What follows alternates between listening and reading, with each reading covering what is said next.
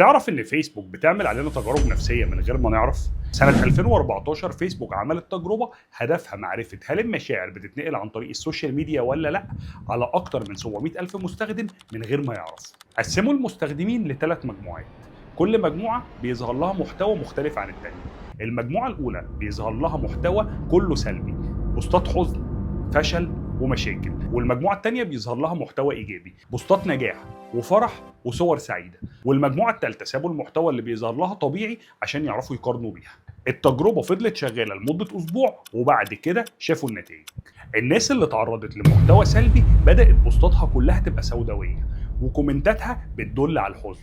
والمجموعه اللي تعرضت لمحتوى ايجابي بوستاتها كلها بقت ايجابيه وواضح عليهم السعاده. البحث نتائجه اتنشرت في مجله علميه اسمها PNAS، وبعدها الدنيا اتقلبت لانهم حسوا ان الفيسبوك بيتحكم في مشاعرهم من غير اذنهم.